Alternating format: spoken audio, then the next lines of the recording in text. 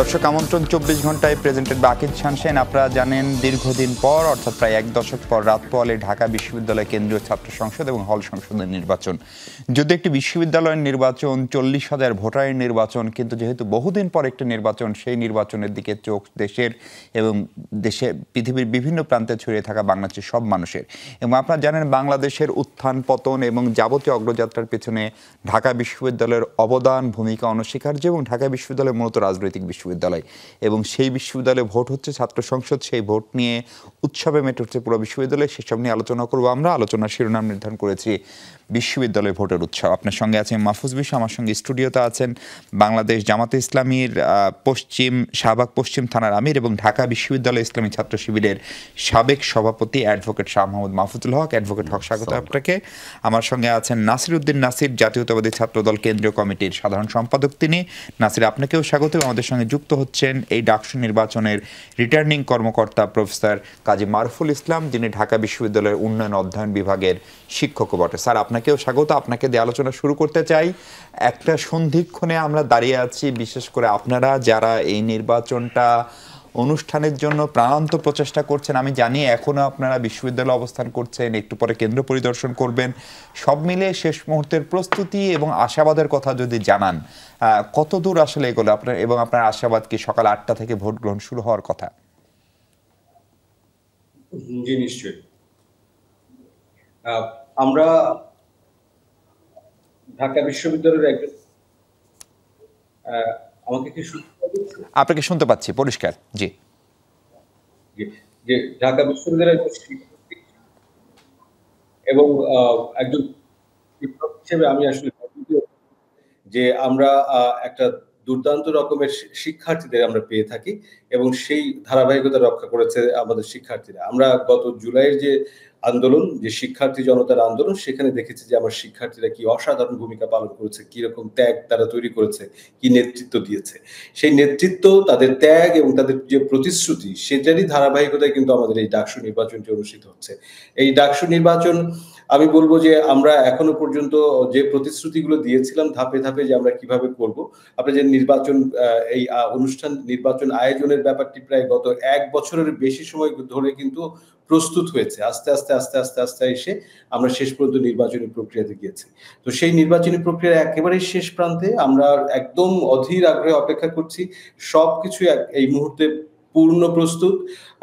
ভোটারদেরকে আমরা কালকে সকালে আমরা স্বাগত জানানোর জন্য প্রস্তুত।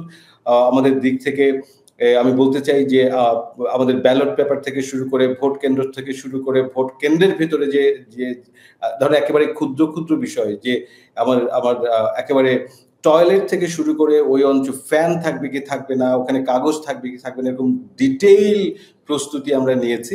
এবং কোথায় শিক্ষার্থীরা দাঁড়াবেন, সেখানে বৃষ্টি আসলে কি হতে পারে, বৃষ্টি না আসলে কি হতে পারে, এইরকম ক্ষুদ্র ক্ষুদ্র বিষয় থেকে শুরু করে সকল ধরনের প্রস্তুতি আমরা নিয়েছি যেন একটা সুষ্ঠু একটা নির্বাচন। কাজী মারুফ, রিটার্নিং কর্মকর্তা হিসেবে এই নির্বাচনের সবচেয়ে বড় চ্যালেঞ্জ কি মনে হচ্ছে এখন আপনাদের কাছে? এখন পর্যন্ত আমার কাছে মনে হয় যে একটা বড় চ্যালেঞ্জ হলো আসলে যে ঢাকা বিশ্ববিদ্যালয়ে যে নির্বাচনটা আমরা আয়োজন করি, এই নির্বাচনের জন্য তো কোনো প্রস্তুত কর্মী বাহিনী নেই। মানে যেটা জাতীয় নির্বাচনের যে পরিধি, সেটা নিশ্চয়ই অনেক অনেক বড়, কিন্তু আমাদের এই ছোট পরিসরে এই নির্বাচন কিন্তু অনেক কম ছোট না, মানে কম বড় না। ফলে এইটা আয়োজন করার জন্য যে একটা ম্যাসিভ একটা লজিস্টিক লাগে, অর্থাৎ এটা কাজ সুষ্ঠুভাবে সম্পাদন করার জন্য যত লোক লাগে, যত প্রস্তুতি লাগে, যত উপকরণ লাগে, সেগুলো কিন্তু আসলে ঠিক মতন জোগাড় করার প্রস্তুতি বিশ্ববিদ্যালয়ে থাকে না। তো এটা একটা বড় চ্যালেঞ্জ। কিন্তু এইটা আমি দেখেছি যে আমার শিক্ষার্থীদের সহযোগিতা, আমার সহকর্মীদের সহযোগিতা, এই সহযোগিতা দিয়ে আমরা পরিশ্রম করে এক জায়গাটা উতরে যাওয়ার চেষ্টা করছি, যে আমরা যেন ঠিক সময় ঠিক জায়গাটা ডেলিভারি দিতে পারি। তো এইটা একটা বড় চ্যালেঞ্জ। এছাড়া আমি দেখছি না যে আর কোনো ধরনের চ্যালেঞ্জ আছে। আমি আশা করছি কালকের দিনটা একটা অসাধারণ দিন হবে। আমি আশা করছি আসবে, তারা অ্যাক্টিভলি আমাদের এই তাদের মত প্রকাশ করবে, তাদের নেতৃত্ব বাছাই করবে। আমরা বলছি ভোটের একটা উৎসব, ভোট আসলে দেশের মানুষের কাছে এবং শিক্ষার্থীদের কাছে তো অবশ্যই উৎসবের বিষয়। বিশেষ করে 14, 18 এবং 24-এ বিশ্ববিদ্যালয়ে এখন যারা পড়ছে তারা অনেকেই হয়তো জীবনে প্রথমবারের মতো ভোট দিতে যাবে। ফলে শিক্ষার্থীদের মানে ভোটারদের উপস্থিতি, বিশেষ করে হলে যেসব শিক্ষার্থী থাকেন না, ঢাকা বিশ্ববিদ্যালয়ের একটা বড় অংশ হলে থাকেন না, তাদের উপস্থিতি কেমন প্রত্যাশা করছেন আপনারা? একদম ঠিক। আমাদের প্রায় 52% শিক্ষার্থী আসলে ক্যাম্পাসের বাইরে অবস্থান করে। আমরা তাদেরকে নিয়ে আসার জন্য কিন্তু আপনি দেখবেন যে আমরা নিয়মিত যে বাস রুট তার চেয়ে বাসের সংখ্যা বাড়িয়েছি। একদম যে জায়গাগুলো থেকে আসে, এমনকি ঢাকার দূরবর্তী অঞ্চল, যেমন ধরেন মাওয়া থেকে আসে, নারায়ণগঞ্জ থেকে আসে, ওদিকে মুন্সিগঞ্জ থেকে শিক্ষার্থীরা আসেন। ওইসব জায়গাগুলোতে আমরা প্রথমত বাসের সংখ্যা বাড়িয়েছি, দ্বিতীয়ত নিরাপত্তার ব্যবস্থা গ্রহণ করেছি সংশ্লিষ্ট আইন শৃঙ্খলা রক্ষাকারী বাহিনীর সাথে কথা বলে, এবং ঢাকা শহরে যেন এই বাসগুলো ঠিক সময় চলে আসতে পারে তার জন্য ঢাকা মেট্রোপলিটন পুলিশের যে ট্রাফিক বিভাগ তাদের সাথে কথা হয়েছে, এবং তারা আমাদেরকে নিশ্চয়তা দিয়েছেন যে এই বাসগুলোর অগ্রাধিকার ভিত্তিতে তারা ব্যবস্থা করবে। তৃতীয়ত, সারাদিন ধরে ক্যাম্পাসে শাটল থাকবে, অর্থাৎ যদি কেউ শিক্ষার্থী আমাদের মেট্রো এসে শাহবাগে নামে কিংবা প্রেস ক্লাবে নামেন, তাকে সে যেন আমাদের শাটল বাসে করে দ্রুত ক্যাম্পাসের মধ্যে চলে আসতে পারেন, সেই বন্দোবস্ত করা হয়েছে। ফলে আমার এই শিক্ষার্থীরা যারা ক্যাম্পাসের বাইরে আছেন, তারা, আমি মনে করি যে তাদের জন্য এটা একটা উৎসবের ব্যাপার, এবং তারা এই একটা কিন্তু আমি ছোট আপনাকে বলতে চাই যে শিক্ষার্থীরা এটাকে শুধু উৎসব হিসেবে নিচ্ছেন, আমি কিন্তু সেভাবে দেখছি না। এটা তাদের ক্ষমতায়নের একটা অংশ। নির্বাচনে তো কেউ একজন জিতবে, কোনো একজন প্রার্থী জিতবে, কিন্তু প্রত্যেকটা মানুষ, অর্থাৎ প্রত্যেকটা শিক্ষার্থী যেভাবে নির্বাচন প্রক্রিয়াতে অংশ নিচ্ছেন, এই প্রক্রিয়া ইটসেলফ তার ক্ষমতায়নের একটা অংশ। এবং আপনি দেখেন যে ম্যাসিভ একটা সংখ্যায় নির্বাচনে অংশগ্রহণ করছে, এটা তাদের ক্ষমতায়নের একটা অংশ। অর্থাৎ আমি চাইলে আমি ভোট চাইতে পারি, আমি দাঁড়াতে পারি, আমি মানুষের কাছে উপস্থাপিত হতে পারি নেতা হিসেবে, এবং আমাকে পছন্দ করবে কি করবে না সেটা প্রার্থীদের ব্যাপার, কিন্তু তার মধ্যে যে কনফিডেন্স এবং যে পরিবেশ, যে হ্যাঁ, এটা কিন্তু তার ক্ষমতায়নের একটা প্রকাশ। ফলে এই প্রক্রিয়াটা ইটসেলফ, আমি বলবো যে এটা একটা নিজেই অর্জন। আর কালকে সুষ্ঠুভাবে সম্পন্ন হলে অর্জনের আরো একটা ধাপ অতিক্রম হবে। কিন্তু ইতিমধ্যে কিন্তু এই প্রক্রিয়াটাই আমাদের শিক্ষার্থীদের মধ্যে একটা অন্যতম একটা তার ক্ষমতায়নের একটা স্যার, আমরা পরে আরেকবার আপনার কাছে আসার চেষ্টা করব। নেটওয়ার্কে একটু ঝামেলা করছে, আমি একটু স্টুডিওতে ফিরতে চাই। নাসির, যিনি জাতীয়তাবাদী ছাত্র দলের সাধারণ সম্পাদক। নাসির, ভোট নিয়ে আপনাদের পূর্বাভাস কি? আপনাদের একটি পূর্ণাঙ্গ প্যানেল রয়েছে এবং নানা কারণে সেই প্যানেলটি আলোচিত, শপথ, প্রার্থী নির্বাচন থেকে শুরু করে সেসব আমরা দেখেছি। এবং ধরেন, কিন্তু বেশ কিছু জরিপে এখন পর্যন্ত ছাত্র শিবিরের প্যানেলকে এগিয়ে রাখা হচ্ছে। এই বিষয়টা নিয়ে ছাত্রদল অরিড কিনা, অথবা আপনারা ভোটারদেরকে ক্যাম্পাস আনতে কি ধরনের ব্যবস্থা নিচ্ছেন, একটা উৎসব মুখর পরিবেশ থাকার বিষয়ে কতখানি আশাবাদী? জি, আপনাকে ধন্যবাদ জানাচ্ছি। আমরা স্যারের বক্তব্য শুনছিলাম। যে বিষয়টি সব থেকে গুরুত্বপূর্ণ সেটি হচ্ছে, এখন যারা ঢাকা বিশ্ববিদ্যালয়ের নিয়মিত শিক্ষার্থী, যাদের আনুপাতিক বয়স যদি আপনি হিসাব করে দেখেন, তাহলে তারা আমার হিসাবে অন্তত 2টি জাতীয় নির্বাচনে তারা ভোট দেওয়ার সক্ষমতা থাকার ফলেও তাদেরকে ভোট দেওয়ার অধিকার থেকে বঞ্চিত করা হয়েছে। সুতরাং আমার প্রথমেই মনে হচ্ছে যেটি এই ঢাকা বিশ্ববিদ্যালয়ের শিক্ষার্থীদের এই ভোটাধিকারের মাধ্যমে, অর্থাৎ আগামীকাল যে ডাকসু নির্বাচন হবে, সেটির ধারাবাহিকতায় বাংলাদেশের যে গত 17 বছর ধরে যে কোনো নির্বাচন হয়নি, এবং বাংলাদেশের মানুষ যে স্বতঃস্ফূর্তভাবে নির্বাচনে ভোট প্রদান করতে ইচ্ছুক বা স্বতঃস্ফূর্তভাবে ভোট দিতে তাদের যে আগ্রহ রয়েছে, সেটির এক ধরনের ধারাবাহিক প্রথম অংশগ্রহণ হবে আগামীকাল ডাকসুর এই ভোটাধিকারের মাধ্যমে। এবং ঢাকা বিশ্ববিদ্যালয়ের শিক্ষার্থীরা অধীর আগ্রহে বসে রয়েছে যে আগামীকাল তাদের পছন্দ মতো প্রার্থীকে নির্বাচনের মাধ্যমে তারা তাদের প্রতিনিধি নির্বাচন করবে। এটি একটি বিষয়। আরেকটি বিষয় যেটি আপনি বলেছেন সেটি হচ্ছে, দেখুন, ঢাকা বিশ্ববিদ্যালয়ের যে ইলেকশনটি হচ্ছে, এটি শুধু ঢাকা বিশ্ববিদ্যালয়ের মধ্যে সীমাবদ্ধ নয়, বরং আমার তো মনে হচ্ছে যে সারা দেশের মানুষের একদম কেন্দ্রবিন্দু রয়েছে গত অন্তত 2 সপ্তাহ ধরে যে ডাকসু নির্বাচনটি যেটি হচ্ছে। সুতরাং এখানে বিভিন্ন জরিপ হচ্ছে, জরিপের নির্ভরযোগ্যতা নিয়ে যেরকম প্রশ্ন রয়েছে, নিরপেক্ষতা নিয়ে ব্যাপক সমালোচনা ইতিমধ্যে গণমাধ্যমে প্রকাশিত হয়েছে। সুতরাং আমরা এরকম কোনো জরিপ নিয়ে আমরা কোনোভাবে শঙ্কিত নই। ঢাকা বিশ্ববিদ্যালয়ের শিক্ষার্থীদের উপর আমাদের পূর্ণ আস্থা এবং বিশ্বাস রয়েছে, এবং বাংলাদেশের যতগুলো বিশ্ববিদ্যালয় শিক্ষা প্রতিষ্ঠান রয়েছে তার মধ্যে ঢাকা বিশ্ববিদ্যালয়ের সাধারণ শিক্ষার্থীদের সাথে বাংলাদেশ জাতীয়তাবাদী ছাত্র দলের নিবিড় সম্পর্ক রয়েছে এবং ঐতিহাসিক সম্পর্ক এখানে বিদ্যমান রয়েছে। আমরা শিক্ষার্থীদেরকে আহ্বান জানাতে চাই এবং গত এক সপ্তাহ বেশি সময় ধরে আমরা নিবিড়ভাবে আহ্বান জানিয়েছি যে বাংলাদেশ জাতীয়তাবাদী ছাত্র দল শুধু এই নির্বাচনে অংশগ্রহণ করছে না, বরং এইটি একটি মাইল ফলক। এই নির্বাচনে অনেকগুলো প্যানেল অংশগ্রহণ করছে। সুতরাং আমরা শিক্ষার্থীদেরকে উদাত্ত আহ্বান জানাচ্ছি যে আপনারা আগামীকাল একটি ঐতিহাসিক শুভক্ষণে আপনারা ঢাকা বিশ্ববিদ্যালয়ের ভোট কেন্দ্রে আপনারা আসবেন। শুধুমাত্র বিভিন্ন হলে যারা অবস্থান করছেন তারা যেরকম আসবেন, অথবা যারা অনাবাসিক শিক্ষার্থী তাদের একটু কষ্ট হলেও তারা যেন এই ভোট উৎসবে অংশগ্রহণ করেন, সেজন্য আমাদের পক্ষ থেকে গত এক সপ্তাহ ধরে কিন্তু প্রচারণা চলমান রয়েছে। এবং একই সাথে ঢাকা বিশ্ববিদ্যালয়ের শিক্ষার্থীদের প্রতি আমাদের উদাত্ত আহ্বান থাকবে যে মহান মুক্তিযুদ্ধের যেই স্পিরিট রয়েছে, বিশেষ করে আপনি জানেন যে আমাদের ডাকসুতেও একটি আইন রয়েছে যেটি নীতিমালা, সেটি হচ্ছে 2-1 the spirit of war and রিভলিউশনের একটি ওয়ার অ্যান্ড রিভলিউশনের স্পিরিটকে ধারণ করে প্যানেল নির্বাচন করার জন্য আমরা ঢাকা বিশ্ববিদ্যালয়ের শিক্ষার্থীদেরকে উদাত্ত আহ্বান জানাবো। এবং আপনারা জানেন যে মহান মুক্তিযুদ্ধের সময় ঢাকা বিশ্ববিদ্যালয়ের এক ধরনের গণহত্যা হয়েছিল, বিশেষ করে আপনি জানেন যে 25শে মার্চে, যেটি সার্জেন্ট জরুল হক হল রয়েছে, রোকে হল, জগন্নাথ হল, যেটি আল্লামা ইকবাল হল এখন অন্য নামে রয়েছে। সুতরাং শিক্ষার্থীরা অতীতের ইতিহাসকে স্মরণ করে রক্তের ঋণ শোধ যেটি বলা হয়ে থাকে সেটিকে ধারণ করে তারা আগামীকাল তাদের মূল্যবান ভোটটি তারা প্রদান করবে বলে আমরা মনে করি। এবং এটি ঢাকা বিশ্ববিদ্যালয়ের শিক্ষার্থীদের এক ধরনের প্রগতিশীল যে চিন্তা বছরের পর বছর ধরে, প্রায় 100 বছর ধরে, আমরা মনে করি ঢাকা বিশ্ববিদ্যালয়ের শিক্ষার্থীরা নিশ্চয়ই ভুল করবে না এবং তারা তাদের যোগ্যতা মেধা দিয়ে তারা অতীতের ইতিহাসকে ধারণ করে তারা যোগ্য নেতৃত্ব বেছে নেবে বলে আমি বিশ্বাস করি। জি, অ্যাডভোকেট শাহ মোহাম্মদ মাহফুজুল হক, আপনার কাছে প্রথম প্রশ্ন হচ্ছে যে বিভিন্ন জরিপ, এমনকি ছাত্র শিবির বা জামাত ইসলামের তো না, ছাত্র শিবিরের পক্ষ থেকে দাবি করা হচ্ছে ডাকসু নির্বাচনের মতো যথেষ্ট শক্ত অবস্থানে ছাত্র শিবির আছে। প্রশ্ন হচ্ছে যে ছাত্র দলের কেন্দ্রীয় সেক্রেটারি যেটা বলছিলেন যে 71-এর চেতনা, তারপরে মুক্তিযুদ্ধের সময়ের অবস্থান, 25শে মার্চের গণহত্যা কিংবা 14 ডিসেম্বর, এইসব বিবেচনায় নিয়ে তারা ভোট দেওয়ার আহ্বান জানাচ্ছেন। এইসব আহ্বানে কি ছাত্র শিবিরের ভোটে আসলে কোনো প্রভাব পড়ে, যেহেতু এই অভিযোগগুলোর কিছু অংশের সঙ্গে ছাত্র শিবিরের তৎকালীন নেতৃবৃন্দের সম্পৃক্ততার অভিযোগ রয়েছে ঐতিহাসিকভাবেই?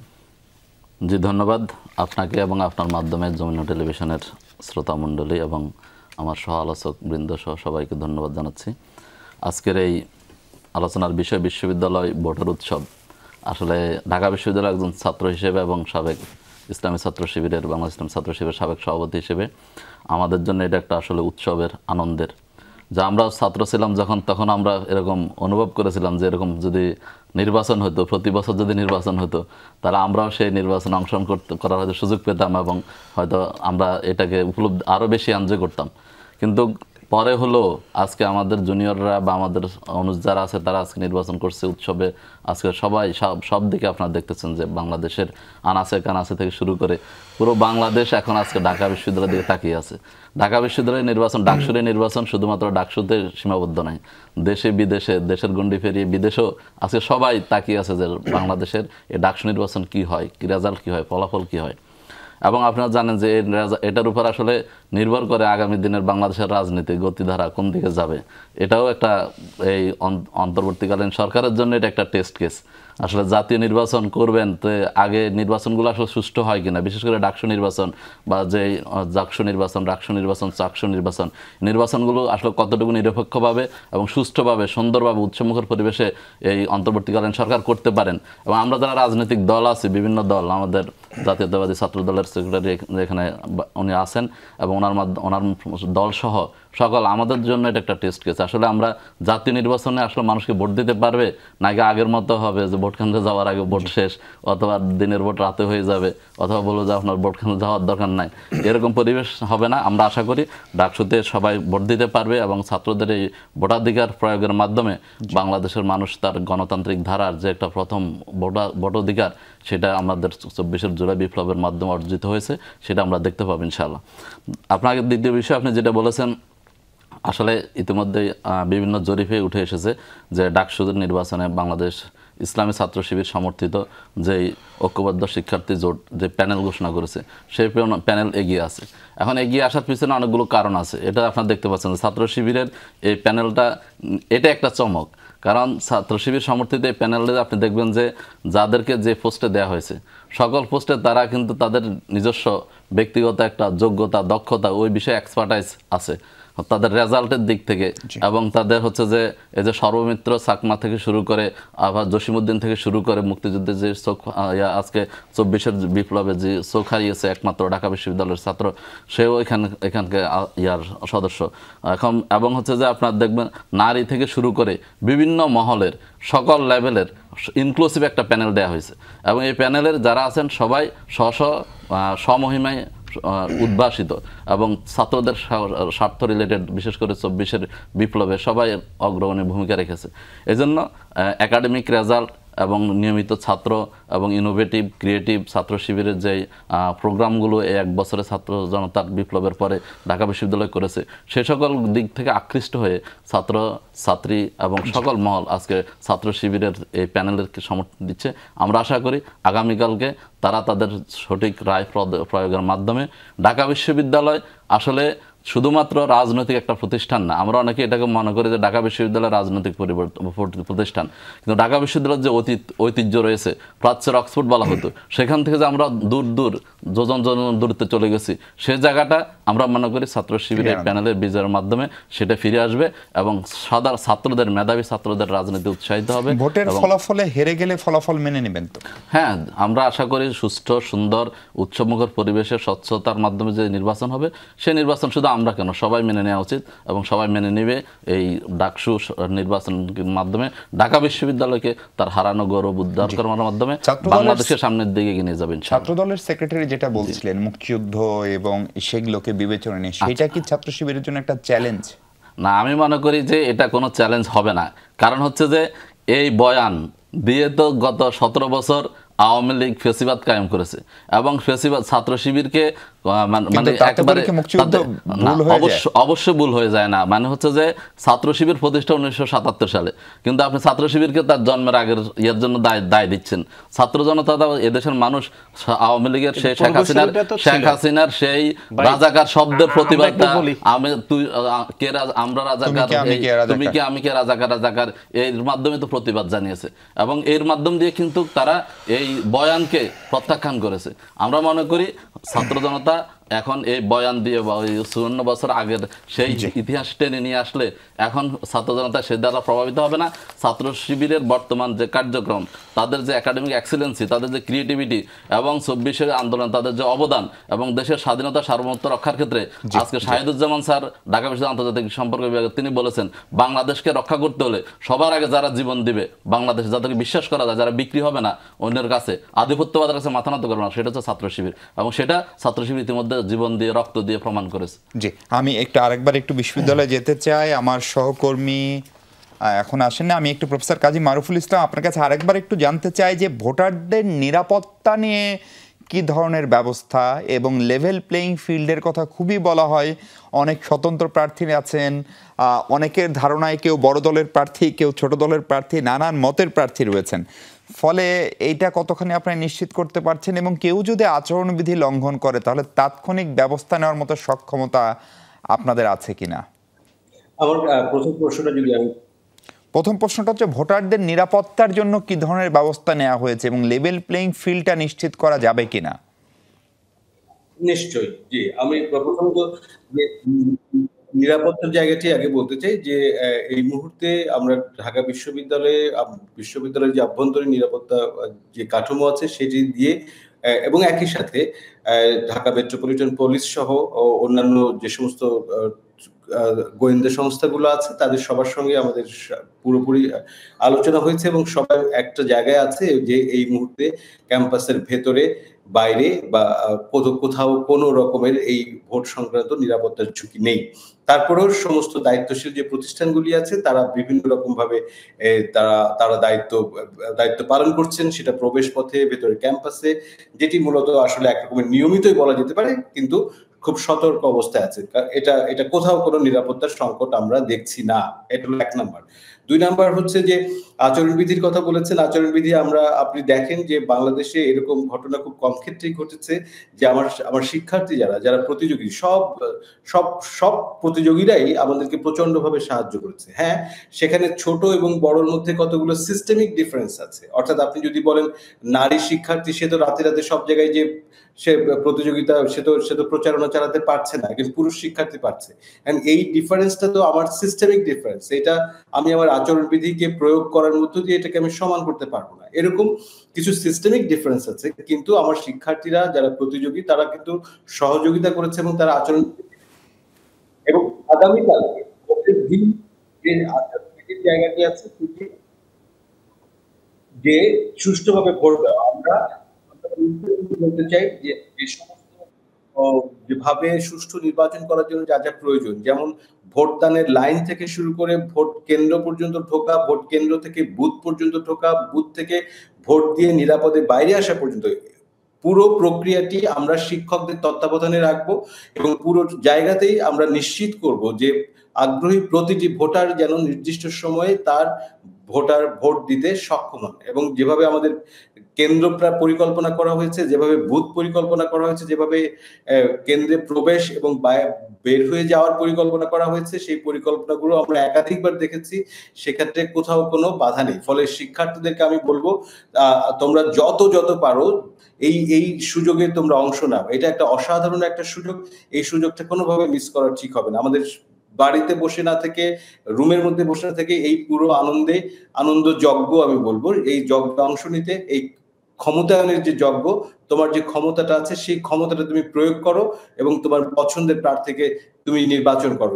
এই উৎসবে আসার জন্য আমি সবাইকে আহ্বান করবো এবং এই উৎসবটি যেন নির্বিঘ্ন হয়, সবার জন্য সমান হয়, তার জন্য সকল এবং স্বচ্ছ হয়। আপনারা জানেন যে আমরা স্বচ্ছতা স্পষ্ট করার জন্য কিন্তু একাধিক পদ্ধতি নেওয়া হয়েছে। যেমন আমরা সারাদিন আমাদের মিডিয়া কিন্তু ভোট কেন্দ্রের যে নির্ধারিত স্থানে থেকে তারা এই কাভার করতে পারবে। অর্থাৎ আমরা কিন্তু এর আগে এই অনুমতিটা ছিল না, এখন কিন্তু আমরা মিডিয়াকে ভোট কেন্দ্রের ভেতরে দেওয়ার জন্য অনুমতি দেওয়া হয়েছে। এই মিডিয়া কিন্তু আমরা যখন ভোট গণনা করব তখন তাদেরকে থাকতে দেওয়ার কথা বলা হয়েছে। আমরা একদম সকালে যখন আমরা ব্যালট বাক্স খুলবো তখন আমরা পর্যবেক্ষকরা থাকবেন, পোলিং এজেন্টরা থাকবেন। একটা স্বচ্ছ, সবার জন্য সমান এরকম একটি নির্বাচন ব্যবস্থা স্পষ্ট করার জন্য, প্রতিষ্ঠা করার জন্য আমরা দৃঢ় প্রতিজ্ঞ। আমরা যদি সকলে আমরা এটা প্রমাণ করব যে ঢাকা বিশ্ববিদ্যালয় আবারও প্রমাণ করবে যে বাংলাদেশে গণতন্ত্র চর্চার যে রেওয়াজ আমার শিক্ষার্থীরা দেখিয়েছে এই কয়েকদিনে, সেটা শেষ পর্যন্ত নির্বাচনের ফলাফল পর্যন্ত সেই জায়গাটা নেওয়া যায়। ঢাকা বিশ্ববিদ্যালয় প্রতিষ্ঠা হয়েছে একটা আকাঙ্ক্ষার মধ্য দিয়ে। সেই আকাঙ্ক্ষাটা ঢাকা বিশ্ববিদ্যালয় ধারণ করে। আমার শিক্ষার্থীরা যত গণতান্ত্রিক প্রক্রিয়া অংশগ্রহণ করবে সেই আকাঙ্ক্ষাটা আরো শক্তিশালী হবে। ঢাকা বিশ্ববিদ্যালয় অনেক ধন্যবাদ ও শুভকামনা আপনাদের জন্য প্রফেসর কাজী মারুফুল ইসলাম, আপনি এই সময় যুক্ত হয়েছিলেন আমাদের সঙ্গে, অনেক শুভকামনা জানাচ্ছি। দর্শক, আমরা আবার একটু ঢাকা বিশ্ববিদ্যালয়ে যেতে চাই। আমার সহকর্মী বিজয় আছেন সেখানে। বিজয়, আর তো মাত্র আসলে কয়েক ঘন্টা, 7 ঘন্টা 8 ঘন্টা, কি অবস্থা এখন ক্যাম্পাসের, বিশেষ করে নিরাপত্তা পরিস্থিতি একটু জানতে চাই, এবং ভোটের ক্ষেত্রে ফ্যাক্টর কি হতে পারে বলে আপনার মনে হচ্ছে?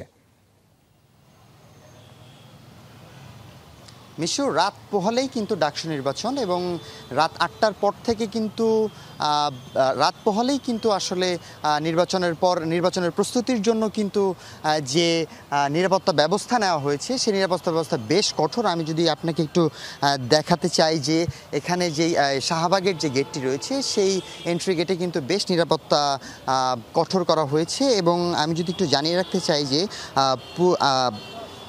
সার্বক্ষণিক নিরাপত্তায় কাজ করবে ঢাকা বিশ্ববিদ্যালয় প্রশাসনের 19টি টিম এবং সর্বোচ্চ নিরাপত্তা দিতে 2096 জন পুলিশ এবং স্ট্রাইকিং রিজার্ভ নিয়োজিত থাকবে, জানিয়েছেন আমাদেরকে ডিএমপি কমিশনার সকালের ব্রিফিংয়ে।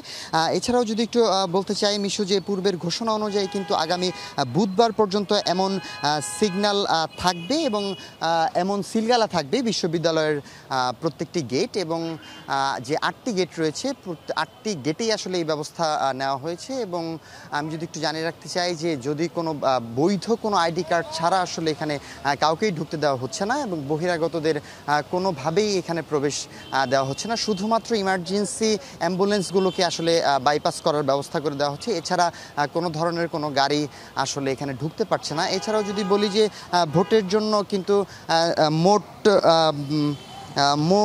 810টি কিন্তু বুথ বসানো হয়েছে এবং এই 810টি বুথে কিন্তু কালকে সকাল 8টার পর থেকে 8টা থেকে কিন্তু ভোট কার্যক্রম শুরু হবে। এবং এখন পর্যন্ত যা ধারণা করা হচ্ছে যে সার্বিক ব্যবস্থাপনা বেশ নিয়ন্ত্রণে রয়েছে এবং ভোটের বিষয়ে আমাদেরকে উপাচার্য যেমনটি জানিয়েছেন যে কোনো ধরনের কোনো ঝামেলা হওয়ার কোনো সম্ভাবনা নেই এবং তারা অনেক ধন্যবাদ বিজয়। আমরা আপনার ফিডটিও খুব পরিষ্কার পাচ্ছিলাম না, আমরা একটা বিরতিতে যাই, বিরতির পর ফিরে আপনাদের দুজনের কাছে একটা প্রশ্ন, সেটা হচ্ছে এই নির্বাচনে জয় পরাজয় নির্বাচন করবে কোন কোন ফ্যাক্টরগুলো। কেউ কেউ বলছেন প্রায় 48% মতো নারী ভোটার, জগন্নাথ হলের ভোটার অর্থাৎ নন মুসলিম ভোটার, কেউ কেউ বলছেন ছাত্রলীগ যেটি নিষিদ্ধ ঘোষিত এখন, ফলে তার হয়তো নেতৃবৃন্দ চলে গিয়েছেন, কিন্তু ছাত্রলীগকে যারা সমর্থন করে তারা তো এখনো ক্যাম্পাসে এই বিশ্ববিদ্যালয়ের শিক্ষার্থী, তাদের ভোট কোন দিকে যাবে, এগুলো নিয়ে আপনাদের পূর্বাভাস শুনতে চাই দর্শক। তার আগে ছোট্ট একটা বিরতি নিচ্ছি, ফিরছি একটু পরে।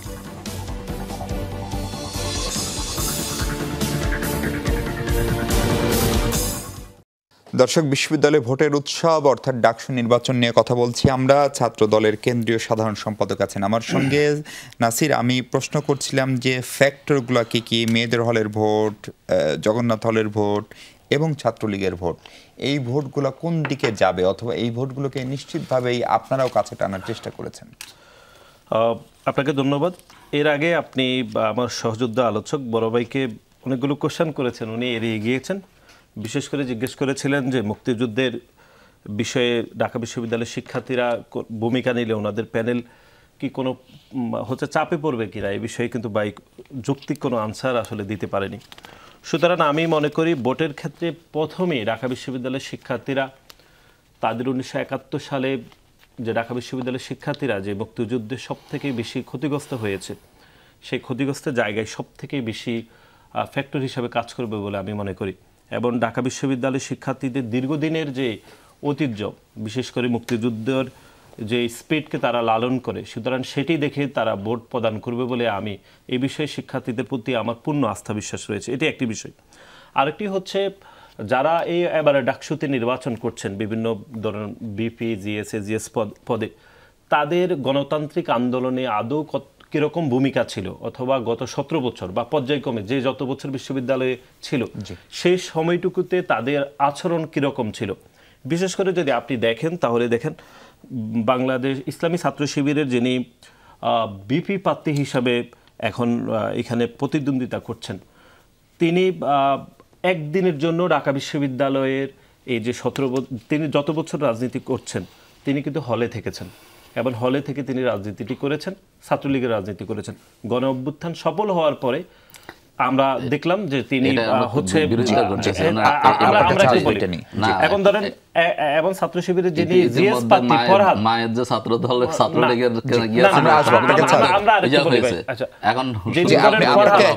ফরহাদ যিনি জিএস পদে প্রতিদ্বন্দ্বিতা করছেন, তিনি ছাত্রলীগের রাজনীতি করেছেন, তিনি একাধিক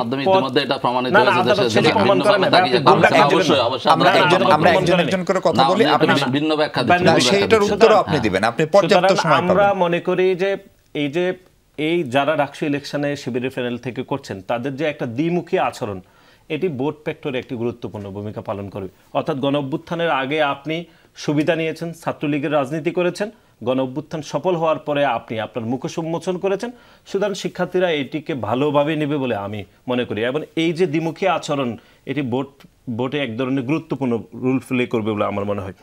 আরেকটি হচ্ছে ধরুন বাংলাদেশ জাতীয়তাবাদী ছাত্র দলের নামেও যতগুলো প্যানেল রয়েছে আপনি দেখেছেন, প্রতিটি প্যানেলের প্রতিটি নেতৃবৃন্দের বিরুদ্ধে যে অব্যাহত প্রোপাগান্ডা, ভোট আইডি দিয়ে হেনস্থা করা, সেটা প্রোপাগান্ডা এবং তাদের বিরুদ্ধে আপনি দেখেছেন যে প্রতিটি প্যানেলের, আপনি পরে বলেন ভাই, এই যে অব্যাহতভাবে তাদেরকে হেনস্থা করা, এই যে এগুলো একটি মাত্র প্যানেল থেকে হচ্ছে, এটি বারবার প্রমাণিত হয়েছে। সুতরাং আমি মনে করি যে শিক্ষার্থীরা ব্যালটের মাধ্যমে এটি জবাব দিবে। এবং এই যে কিন্তু আজকে তো সাদিক কায়েম বা তাদের আইডিও তো নাই। না, সাদিক কায়েমের আইডি না, সাদিক কায়েমের আইডি উনি নিজেই এটাকে বন্ধ করে দিয়েছেন, উনি নিজেই স্বীকার করেছেন। শুরুতে বাংলাদেশ জাতীয়তাবাদী ছাত্র দলের বিপি প্রার্থী আবিদ, তারপর হামিম মায়েদ, তাদের আইডি ডিজেবল হওয়ার পরে তারা আশঙ্কা করেছেন যে তাদের আইডিও সমস্যা হতে পারে, এই জন্য তারা নিজেরা এটাকে ডিঅ্যাক্টিভেট করেছেন। এটি নিজেই তিনি স্বীকার করেছেন। আরেকটি হচ্ছে ধরো নারী ভোটারের ক্ষেত্রে আমি যেটি মনে করি সেটি হচ্ছে যে নারীদেরকে স্বাধীনতার কথা বাংলাদেশে বারবার বলা হচ্ছে, নারীদেরকে মানে স্বাধীনতার বিষয়। এটি আমরা আমাদের দেশে যেটি আমরা লক্ষ্য করছি সেটি হচ্ছে আপনি নারীকে স্বাধীনতা দিতে হবে, নারী যেভাবে স্বাধীনতাটা আসলে চাই সেভাবে। কিন্তু আপনি যদি মনে করেন নারীকে আপনি স্বাধীনতা দিবেন কিন্তু আপনার মতো করে, তাহলে কিন্তু সেটি হবে না। গত 100 বছরে ঢাকা বিশ্ববিদ্যালয়ে আপনি দেখেছেন যে প্রতিটি শিক্ষার্থী, বিশেষ করে ছাত্রদের হলে, যে কোনো শিক্ষার্থী ছাত্রদের হল থেকে এক হল থেকে আরেক হলে যেতে পারে। কিন্তু সেই উপনিবেশিক আইনে ঢাকা বিশ্ববিদ্যালয়ে এখনো চলমান রয়েছে। রোকেয়া হল এবং শামসুন্নাহর হলের ব্যবধান একটি মাত্র ওয়াল রয়েছে এই পাশে, কিন্তু রোকেয়া হলের কোনো শিক্ষার্থী শামসুন্নাহরে যেতে পারে না, শামসুন্নাহর হলের কোনো নারী শিক্ষার্থী রোকেয়া হলে যেতে পারে না।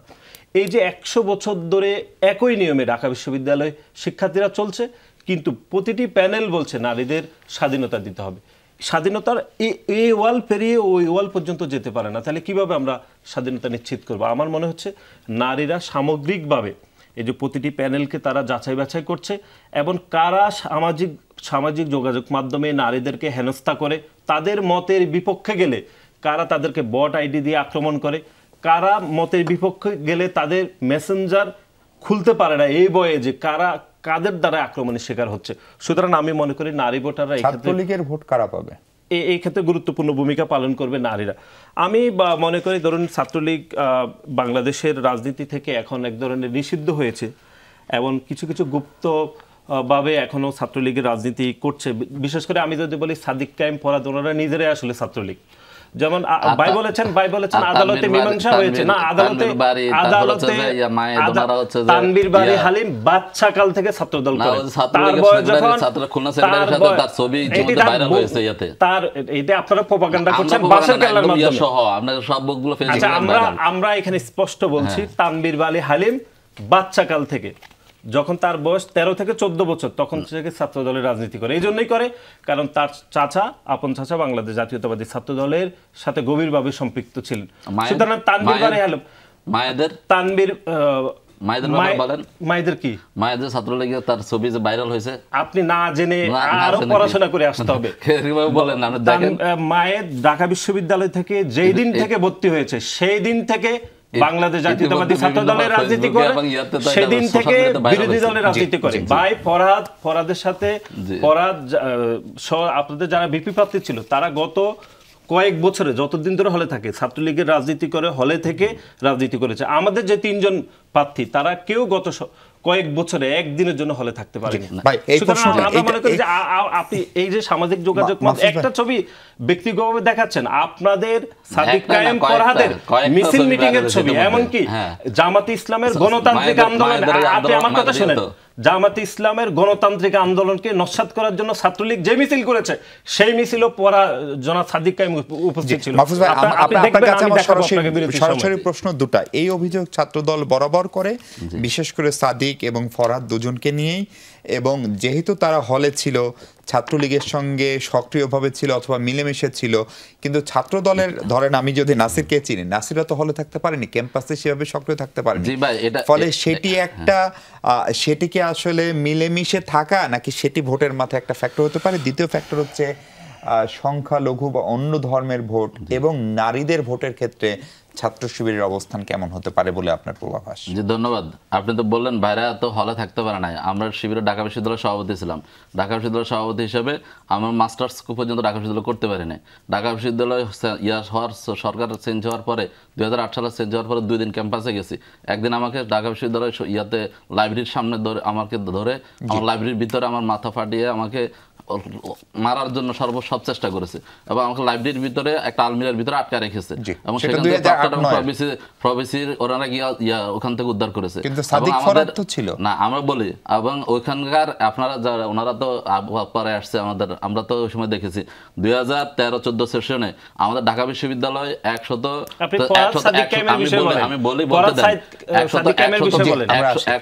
জনের বেশি একসাথে জেলখানায় ছিল এবং 350 থেকে 400 লোক ঢাকা বিশ্ববিদ্যালয়ে গ্রেপ্তার হয়েছে। আমি তখন বিশ্ববিদ্যালয় সভাপতি এবং আমাদের যখন ওনাদের যারা সভাপতি ছিল তখন আমাদেরকে বলেছি আসেন একসাথে আমরা ক্যাম্পাসে ঢুকি, প্রবেশ করে মুভ করি, কিন্তু ওনাদেরকে বলছেন আমাদের এখনকার সময় হয় নাই। তো এই সময় না হওয়ার কারণে আধিপত্যবাদ এবং ফেসিবাদ এই 17 বছর এখান থেকে লিঙ্গার হয়েছে ওনাদের ভূমিকার কারণে। এবং সেই ছাত্র আজকে ওনারা বলেন ওনাদের ওই সময় মিছিল করার জন্য 10 জন 12 জন যে কয়জন ছিল, কতজন আপনি দেখেন মিছিল ঢাকা বিশ্ববিদ্যালয় করেছেন? হ্যাঁ, ঢাকা বিশ্ববিদ্যালয় আপনাদের পরাদ মিছিল করেছে। হ্যাঁ, পরাদ সাদিকা মিছিল করেছে। ছাত্রলীগের মিছিল করেছে। যদি আমাকে একটু বলতে দেন। আমি 30 সেকেন্ড বলবো। ফরহাদ সাদিকা মিছিল করেছে, কিন্তু সেটা ছাত্রলীগের মিছিল করেছে। মায়েদও করেছে, সবাই করেছে, সবার ব্যাপারে আসছে। মায়েদ, হামিম, আবিদরা মিছিল করেছে, সেটি হচ্ছে বিরোধী দলের মিছিল, ছাত্র দলের মিছিল। ছাত্রলীগের মিছিল, ছাত্রলীগের মিছিল করেছে, কিন্তু ছাত্রলীগের মিছিল করেছে। আমরা যেটা তাহলে কি ছাত্রলীগের যারা ভোটার আছে ধরেন সেই ভোট কি তাহলে সাদিক কায়েম ফরহাদ তারাই পাবে? এখন ছাত্রলীগের ভোট কে পাবে সেটা যারা ছাত্রলীগকে এখন পুনর্বাসন করতেছে, আওয়ামী লীগের রাজনীতিকে যারা পুনর্বাসন করতেছে, যারা এটা পাওয়ার জন্য চেষ্টা করতেছে, জাতীয় পার্টিকে পুনর্বাসন করার চেষ্টা করতেছে, তারা হয়তো বলতে পারবে যে তারা ছাত্রলীগের ভোট পাবে কিনা। কিন্তু বাংলাদেশের ছাত্রলীগের সাথে আওয়ামী লীগের সাথে আধিপত্যবাদের সাথে ছাত্র শিবিরের যে আদর্শিক যে দ্বন্দ্ব সংঘাত, সেখানে সবচেয়ে বেশি নির্যাতনের শিকার হয়েছে ছাত্র শিবির, সবচেয়ে বেশি জীবন দিয়েছে ছাত্র শিবির, গুমের শিকার হয়েছে ছাত্র শিবির, জামাত ইসলামের লোকজন। তাহলে অতএব সেই ধরনের প্রশ্ন উঠে বিতর্কিত করার কোনো সুযোগ নাই। আমি মনে করি এই নির্বাচনে সবচেয়ে বড় ভূমিকা পালন করবে এই 24-এর আন্দোলনে তাদের ভূমিকা।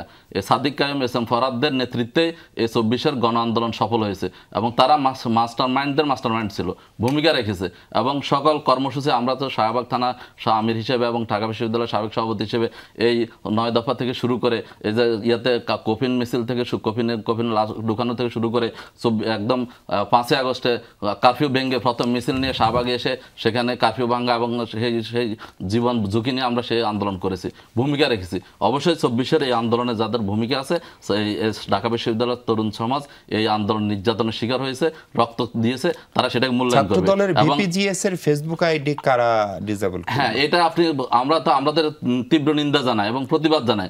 এখন সমস্যা হচ্ছে কি, বাংলাদেশে আমাদের ওই আগে আওয়ামী লীগ যে কাজ করছে, ছাত্রলীগ যে কাজ করতো, যা হয়তো শিবিরের উপর চাপাই দেন এবং ওনাদের একটা ভিডিও ইতিমধ্যে ভাইরাল হয়েছে যে শিবিরের উপর চাপাই দেন, ওই চালিয়ে দেনের রাজনীতি দিলে চলবে না। আপনার তদন্ত দাবি করেন, এখানে অনেকে তো ষড়যন্ত্র করতে পারে, চক্রান্ত করতে পারে। আমাদের 3 জন প্রার্থীর এখানে কি হয়েছে, আইডি হ্যাক হয়েছে না, 3 জন প্রার্থী, 3 জন একদম মুক্তিযোদ্ধার, আপনি সাজ্জাদ বিষয় সাজ্জাদ থেকে শুরু করে 3 জনের আইডি হয়েছে, বারবার যখন আইডি লগ আউট হয়ে যাচ্ছে এবং এর কারণে তখন সে এটা আশঙ্কা যাতে বন্ধ না হয় সে আশঙ্কা বন্ধ রেখেছে, পরবর্তী আবার সে চালু করেছে। এটা তো ধরেন ভার্চুয়াল ওয়ার্ল্ডে এটা হচ্ছে, এখন রিয়েল লাইফেও কি কালকে এরকম দ্বন্দ্ব সংঘাত হবে না শান্তিপূর্ণ হবে? এখন সেটা নির্ভর করবে আসলে আমার প্রতিপক্ষ বন্ধুরা যারা আছেন, যাদের সাথে আমরা সংগ্রাম করেছি, আন্দোলন করেছি, জীবন দিয়েছি, তাদের ভূমিকা এবং সবাই যদি সেখানে সহনশীল ভূমিকা আশা করেন, আমরা আমাদের জায়গাতে সর্বোচ্চ সহনশীলতা এবং সর্বোচ্চ সাপোর্ট দিয়ে যাচ্ছি। ছাত্ররা যেন ভোট দিতে পারে, ছাত্ররা তাদের নির্বাচিত প্রতিনিধির মাধ্যমে যাতে করে ঢাকা বিশ্ববিদ্যালয়ের সামনে এগিয়ে যায় এবং ছাত্ররা মেধা, যোগ্যতা এবং হচ্ছে যে 24-এর গণ আন্দোলনের ভূমিকা এবং কারা আসলে যে এখানে আপনি বলেছেন যে একটা হচ্ছে যে নারী ভোটারদের একটা টেবু, জামাত ইসলামী বা ইসলামী ছাত্র শিবিরের নারীরা ভোট দেবে না। আপনি গতকালকে রোগে হলে ছাত্র শিবিরের যে প্রজেকশন মিটিং ছিল, সেখানে আপনি দেখেছেন যে নারীদের উপচে পড়া ভিড় এবং সেখানে জায়গা হয় নাই, বাইরে গিয়ে ওখানে হচ্ছে যে সেখানে ছাত্ররা অপেক্ষা করছে, তাও বাইরে হওয়ার প্রোগ্রাম শেষ হওয়ারও আরও 1-2 ঘন্টা সেখানে ছাত্রীরা তাদের বিভিন্ন প্রশ্ন করেছে, আমাদের প্যানেলের প্রার্থীরা জবাব দিয়েছে। কিন্তু এর আগের দিন ওনাদের প্রার্থীরা তো ওখানে গিয়ে পরবর্তীতে ক্ষমাসি ওখান থেকে চলে আসতে হয়েছে। তো এই যে এটা প্রমাণ করে যে ছাত্রীদের ভোট ইনশাল্লাহ ইনশাআল্লাহ ছাত্র শিবির সমর্থিত যে প্যানেল তারা পাবে। নারীরা আস্থা দেখতে চায়, বিশ্বাস করতে চায়। শামসুন্নাহার হলে যে ঘটনা ঘটেছে ছাত্র দলের আমলে, সেটা এখনো ছাত্রীরা ভুলে যায় নাই। এবং কিছুদিন আগে আমরা ছিলাম, কিন্তু ওখানে হামলা কারা করেছে সেটা তো সবার কাছে জানা আছে, ইতিহাস সাক্ষী দিবে। এবং আপনার কিছুদিন আগে তানভীর বাড়ি হেলাল তানভীর বাড়ি তিনি যে ভূমিকা রেখেছেন, ছাত্র শিক্ষার্থীরা একাডেমিক পড়াশোনা করতেছে লাইব্রেরিতে, সেখান থেকে বের করে নিয়ে আসে তাদেরকে মিছিল নিতে বাধ্য করেছেন। সেই ঢাকা বিশ্ববিদ্যালয় লাইব্রেরিতে আছে, ফেসবুকে ভাইরাল হয়েছে। সেই ঘটনা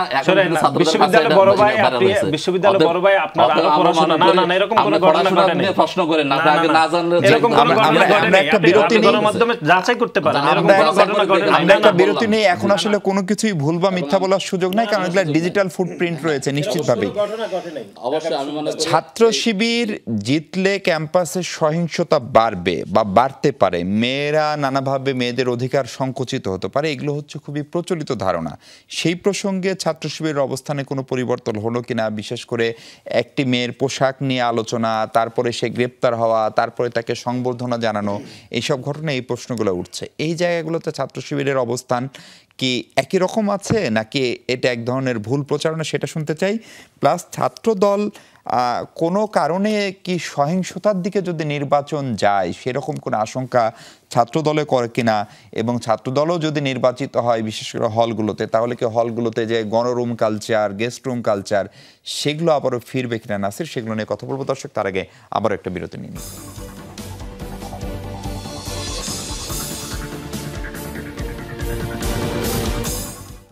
দর্শক আরেকবার স্বাগত। আলোচনা করছি ডাকসু নির্বাচন নিয়ে।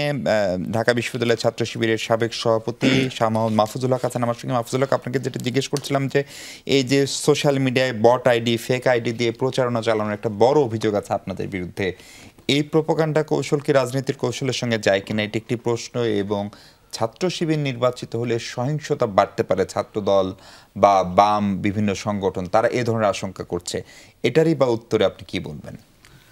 জি, ধন্যবাদ আপনাকে। আসলে প্রথম যে বিষয়টা আপনি বলছেন যে বট আইডি, এন্ড বট আইডিতে আসলে এটা আপনি জিনিসটা আসলে কি, হ্যাঁ মানে বেনামি আইডি খুলে এটা দিয়ে, মানে আপনি নিজের নাম না ইউজ করে অন্য নাম দিয়ে আইডি খুলে সেটা যদি আপনি বিভিন্ন অপপ্রচার বা প্রপাগান্ডার কাছে লাগান। এখন আসলে যেটা আপনি জানেন যে এটা বট আইডি মানে হচ্ছে যে চিহ্নিত না। আমার কথা হচ্ছে যে দেশে তো আইন শৃঙ্খলা বাহিনী আছে, এটা তদন্ত করার জন্য আমাদের এখন তারা এটা তদন্ত করুক, যারা এটা অপপ্রচার করতেছে বা কারো যদি প্রাইভেসি নষ্ট করে তার বিরুদ্ধে ব্যবস্থা নিক। আমরা সেটার জন্য তো সেটা আমরা সহযোগিতা করতে চাই এবং সহযোগিতা করি। কিন্তু বাংলাদেশের রাজনীতিতে এটা একটা খুবই খারাপ কালচার। গত 17 বছর যাবৎ আমরা শুনতে আসি, মানুষ এটা শুনতে শুনতে বিরক্ত। যা কিছু ঘটে সেটা শিবিরের উপর চাপায় দাও বা জামাতের উপর চাপায় দেয়।